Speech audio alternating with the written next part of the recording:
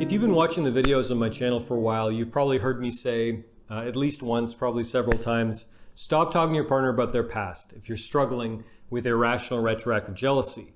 Because asking your partner 8,000 questions about their past is not going to solve your problem, and it's not going to accomplish anything really other than prolong your suffering and frustrate and probably confuse your partner. But I received a comment recently from a viewer of videos in this channel saying basically, okay, Zach, I get that, but how do I get to know my partner if I'm not having conversations with my partner about their past? How can I discover their values and even their past values if I can't ask them questions? So in today's video, I'd like to kind of clarify my views on this topic a little bit and hopefully give you some insight if you're seeking to understand your partner better and learn about their values. My name is Zachary Stockill, and since 2013, I've been helping men and women from all over the world overcome retroactive jealousy, overcome obsessive jealousy, and save their relationships. If you'd like to work with me one-on-one, please visit my website at retroactivejealousy.com.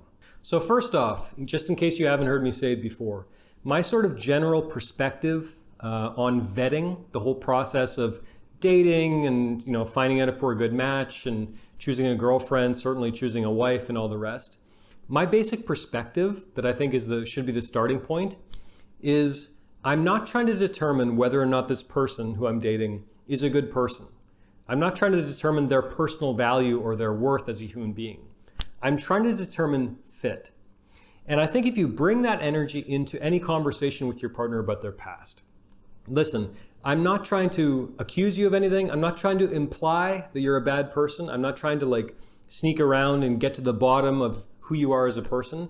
I'm trying to determine fit. I'm trying to see if we'd be a good match for each other. And if we're not, goodbye and God bless, no worries. I think if you bring that kind of spirit, that kind of energy into your conversations with your partner about their past, that's going to really increase your chances, first of all, that they'll be honest with you because they'll feel less judged. Hopefully it's kind of more chilled out conversation rather than this really emotionally charged trial, which these conversations can sometimes feel like. And it's just better for everyone involved if these conversations kind of start from that place. We're not trying to see if I'm a good person or you're a good person, or I'm not trying to say that I'm better than you. We're trying to determine fit.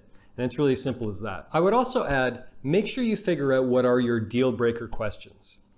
Now, these kind of deal breaker questions, or shall we say these deal breaker issues, are the issues or the patterns perhaps in your partner's past that for you, if you received a certain answer to a question you might want to ask, it's simply, goodbye and that's it. Again, you're not a terrible person. I'm not trying to judge you and say you're this and you're saying you're that. Just, who you are is simply incompatible with me and my values and what I want.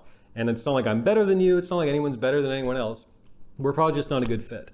So examples of this might be something like, you don't want to go out with someone who maybe did pornography. Not judging porn stars, but not everyone wants to date someone who had a career in porn. That's an extreme example, but in this example you can see it's very cut and dry. It's pretty clear, They either acted in pornography or they didn't. Or maybe you don't want to get involved with someone who has children from a previous relationship. Or maybe you don't want to be involved with someone who's been married before. These are just examples, but some people have these, standards or these values or whatever. There's nothing wrong with that. The point is simply to be honest with yourself about what are your fundamental deal breaker issues. And again, I think you only really know if it's a true deal breaker if you know for a fact that if you received a certain answer, you'd break up with them without even a second thought. If you got a certain answer and you'd be kind of on the fence, and I'm not sure, and that makes me really angry, but I'm just going to punish you for your past for all eternity, but I'm too scared to break up with you, that's not a deal breaker issue. Another important point. Actions speak so much louder than words. And this is why I'm skeptical of this idea that endless conversations about a partner's past and endless conversations about who they are and what they want and all these things, I'm skeptical that these conversations are often valuable. In my own personal experience, they're often not as valuable as you may imagine them to be. Because what a person does says so much more about who they are than what they tell you they've done. Right? If you want to know who someone is, watch their actions over long periods of time. Don't pay a lot of attention to what they say. A person's actions will 9 times out of 10, maybe 99 times out of 100, tell you more about who they are than anything they might tell you about who they are. So bear that in mind when you're having these kind of conversations with your partner about their past. Remember that you know, we all, well, I don't know about we all, many people like to kind of clean up their past a little bit in conversations. And this isn't to make you paranoid and skeptical and think that everyone's a liar, and that's not what I'm trying to say. But again, if you're genuinely interested in discovering their values, their choices, decisions, actions in the present over long periods of time, you know, that will tell you a lot more, I think, and give you a lot more valuable information than any conversation you could have had with them about their past. Now, all of that throat clearing out of the way, all of that preamble done. If you do want to ask your partner questions about their past, I think it's much more effective for your purposes in getting to know them and discovering their values to try to ask them relatively open-ended questions. You know, it's much easier to get honest answers and to, again, discover how a person truly feels if you create an environment where they don't feel judged for who they are, and if you ask them to kind of share things extemporaneously, you know, off the top of their head, and just kind of get them to speak freely about these issues rather than giving you like black and white answers. For example, if you ask someone, how many people have you slept with? That's a very direct, very specific question. And, you know, a lot of people like to kind of clean up their number, shall we say. A lot of people don't like to be entirely honest about all that stuff. However, if you're cool and if you're chilled out and if you're creating an environment where no one's feeling judged and you're just kind of having an honest conversation with each other in an attempt to get to know who each other is, I think a much better question to ask is, so how do you feel about casual sex? What do you think about that?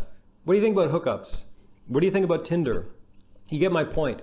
Just kind of get them to speak openly and just speak, you know, more generally about these topics, because that'll often give you a lot of information right there. Continuing with this example, if this person says, oh, I think, you know, relationships are too hard and I've never enjoyed relationships and hookups can be amazing and I've had incredible sex and hookups and yada, yada, yada. If they go on like that, that's a pretty good indication that they've had a lot of casual experiences. Nothing wrong with that necessarily, but the way they frame their casual experiences and the way they talk about it might tell you everything you need to know about that particular area of their sexual history, about their past. But again, I want to stress this point because I think a lot of guys in particular get this very, very, very wrong, where they want to communicate very overtly, very directly. They want to be almost very judgmental, and they want to be, you know, have this energy of it's almost like a judge and pestering them with questions and all this stuff. And it doesn't work for anyone, because you're dramatically increasing the odds that the person you're talking to is going to clean up certain details. It's not going to be really honest about who they are. If you're making them feel on any level judged and like this isn't safe, and you're kind of looking down on them and maybe calling them names behind your, you know, under your breath and this kind of thing. If you want to have these conversations, ask general questions, open-ended questions, just ask for their feelings about certain issues that are important to you, and don't make them feel judged for telling you and showing you who they are. Because if you think about it, we all take that risk when we talk about our past, when we talk about our feelings, when we share with people who we are. Hopefully when we all do this, we want to be doing that in an environment where it feels safe, where it feels like I'm not going to be called a terrible person and I'm not going to be socially ostracized by sharing this information. And that's another very important point to keep in mind. You know, human beings, we are social to the core. We are social beings to the core. And deep in our hindbrain, there's always that lingering fear of social ostracization, you know, being cast out from the tribe, being left to fend for ourselves. So in order to get people to really feel comfortable sharing who they really are, try to make them feel comfortable, try to make them feel not judged for who they are. But just one more time, actions in the present over long periods of time will tell you so much more about who they really are and what they really want and what they're actually capable of in a relationship than any conversation about their past. Thanks for watching. Thanks for listening. If you got anything out of this video, please take a minute to let me know by clicking the like button below. Please leave a comment while you're at it. Tell me what you think. And while you're at it, please make sure you subscribe to my channel as well to be notified of new videos moving forward. Thanks again for watching, and I'll talk to you again very soon.